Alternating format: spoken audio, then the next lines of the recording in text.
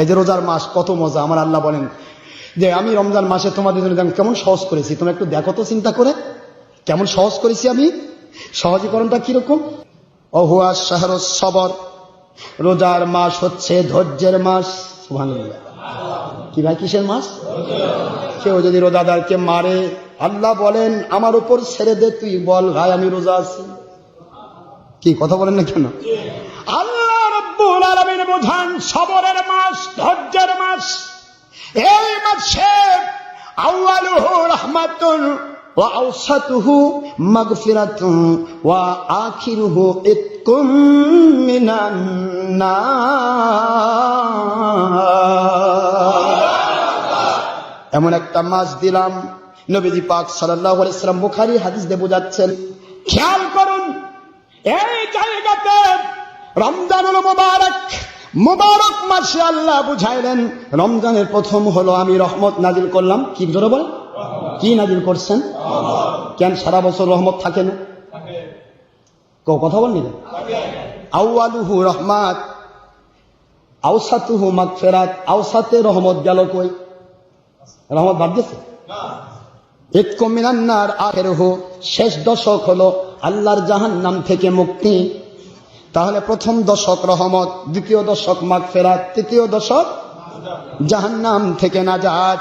এটা করার কারণে অনেকে বলে ভাই রহমতের দিন শেষ হয়ে গেল। রহমতের দিন শেষ হয় না। রহমত ছাড়া একটা পৃথিবীর মানুষ বেঁচে থাকতে পারবে না।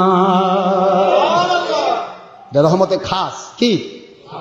ওয়াল্লাহু ইয়াখতাসু বিরহমাতিহি মান ইয়াশা।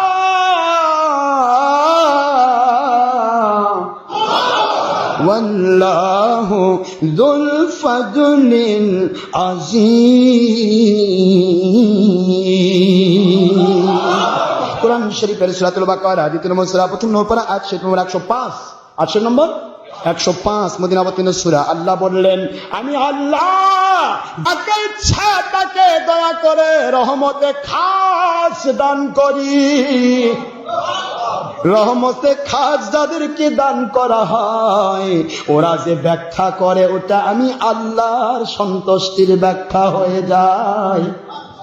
ওরা যে হাদিস বলে আল্লাহর সন্তুষ্টিপূর্ণ ব্যাখ্যা হয়ে যায়। ওরা যে আমল করে আল্লাহর সন্তুষ্টিপূর্ণ ব্যাখ্যা হয়ে যায়। এই জন্য রহমতে খাস আমি রমজানুল মুবারকের প্রথম দশকে নাজিল করলাম। এই জন্য ওই বান্দাগুলি যাতে শয়তান মুক্ত হয়ে ওরা যেন মসজিদের বাহিরের মানুষগুলো মসজিদমুখী হয়ে যেতে পারে। দেখেন না, রমজানের বাইরের সবাই এমন মানুষের জন্য নামাজও পড়ে না। যে রমজান পড়লো ওর জন্য সহজ হয়ে গেল তারাবির নামাজে হাজিরা দিল। এবার কথা বলেন না কেন? এটা সে নিজে করছে না, আল্লাহ পাক রহমতে খাস নাজিল করে ওর জন্য সহজ করে দিয়েছে। রমজান মাসে কি ঠিক না ভাই? কথা বলেন, রমজান মাসে কি খাস রহমত নাজিল হয় না?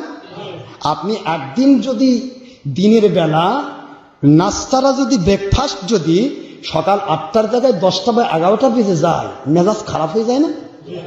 এতদিন হয়ে গেল রান্না করতে, এতদিন অনেক আছে তো এরকম বদমেজাজ। আমার আল্লাহ কয় এমন খাস রহমত নাজিল করলাম, খাইলি সেই সেহেরি, সারা দিন খাইলি না। এমনকি এমনও হয় ঘুমের তালে রয়ে গেছে, সেহরি খাওয়ার সময় হয়নি। আছে না এরকম? নিয়ত করে ফেললাম আমি রোজা রাখলাম। আমার আল্লাহ বলেন তারপরেও তোর মেজাজ খারাপ হবে না, কারণ কুদরতি ক্যালোরি আমি কুদরত থেকে সেটিং করি। শরীরের ক্যালোরি যখন ফেল করে তখন মানুষের মেজাজ খারাপ হয়ে যায়। কি খারাপ হয়ে যায়? মেজাজ খারাপ। তখন শরীর মানে সে ছটফট ছটফট করে। যে রোজা থাকে না, এই জ্যৈষ্ঠ আষাঢ় মাসের রোজা যারা থাকতেছে না, দেখেন দিনে 4-5 বার পানি খায়, পেট এত বড় করতেছে, তৃষ্ণা মিটতেছে না, অনেক আরো খাবে। কাপড় খুলতে খুলতে যেন চামড়া ছিলে ফেল দিবে, আর খোলার কিছু নাই। কি বলবে এখন? চামড়া ছিলে না। কথা বলেন না কেন? গরমে হয়রান। আর আপনি হয়তো বা সেরিও খাওয়ার টান পাননি, খাইছেন সেই মাগরিবি ইফতার করে, হ্যাঁ, তারপরে সারাদিন চলে যাচ্ছে, আপনার মেজাজও খারাপ নাই, পানির তৃষ্ণাও নাই। কে সহজ করেছেন? জোরে বলুন, কে সহজ করেছেন? আমার মালিক বলতেছেন আমি রহমতে খাস নাজিল করে কুদরতি ক্যালোরি সেটিং করি, পানির তৃষ্ণায় যে ক্যালোরি ফেল করে এটা আমি কুদরত থেকে হতে দেই না। খাদ্যের তৃষ্ণাতে যে ক্যালোরি ফেল করে ওটা আমি হতে দেই না, কুদরত থেকে আমি ওটা পাও, কুদরত থেকে আমি তোমাকে সেটা দিয়ে দিই। জোরে বলুন সুবহানাল্লাহ। এভাবে আল্লাহ রহমতে খাস নাজিল করেন। এরপর রহমতে খাস নাজিল করেছেন সব শয়তান বন্ধ করে দিয়েছেন। বুখারী শরীফের হাদিস। মন খারাপ হচ্ছে? মেজাজ খারাপ নয় তো? একটা হাদিস বলে শেষ করি, ঠিক আছে? একটা হাদিস বলে, বুখারীর হাদিস। আল্লাহর হাবিব হুজুর পাক সাল্লাল্লাহু আলাইহি ওয়াসাল্লাম আন আবি হুরায়রা রাদিয়াল্লাহু তাআলা আনহু قال قال رسول الله صلى الله عليه وسلم في رمضان فتحت ابواب السماء وفي روايه اخرى فتحت ابواب الجنه وغلقت ابواب النار وصفدت الشياطين। বুখারী মুসলিমের হাদিস। আপনারা খুললেই পাবেন রিয়াদুস সালিহিন 3য় খণ্ড, আপনারা 1217 নম্বর হাদিসে পাবেন। আল্লাহর হাবিব হুজুর বলেন, মিশকাত মিরকাত আশাতুল মাসনাদ দারমি ফয়জুল বারী ফতুল বারী উমদাতুল কারী সদস্যরি অসংখ্য হাদিস। হুজুর বলেছেন দুনিয়ার মানুষদের রমজানুল মুবারকের প্রথম দশকে মানুষ কেন দৌড় দেয় মসজিদের দিকে? শোনা, আল্লাহ পাক জান্নাতের সকল দরজা খুলে দেন, জাহান্নামের সকল দরজা বন্ধ করে দেন।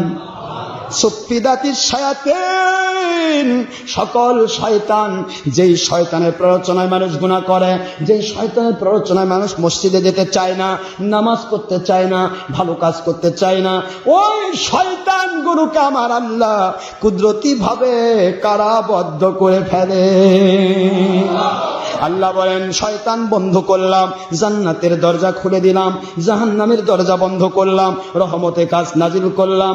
এই জন্য যেই মানুষকে তুমি রমজানের বাইরে 5 ওয়াক্ত নামাজ জামাতে পড়তে কষ্ট পাও, রমজানে 20 রাকাত তারাবি সুন্নত নামাজ জামাতে পড়তে কষ্ট হয় না।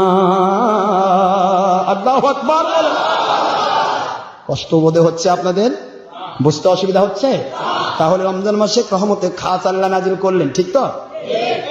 রহমতে খাস নাজিল করে বললেন রহমতের ফেরেশতারা রহমতে খাস নাজিল করলাম।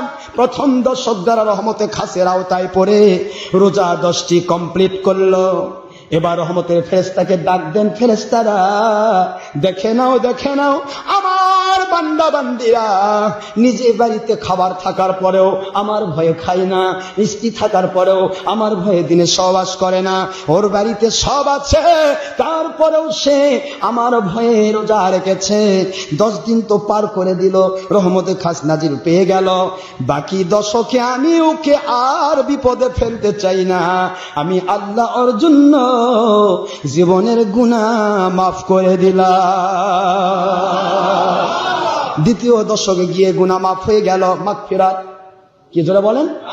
ক্ষমা ঘোষণা করলাম রহমতের ফেরেশতা আমার বান্দা বান্দি যত গুনাহ করেছে রে রমজানুল মুবারকের প্রথম দশক রাখার কারণে আমি আল্লাহ আমি ওদের জীবনের গুনাহ দ্বিতীয় দশকে মাফ করে দিলাম।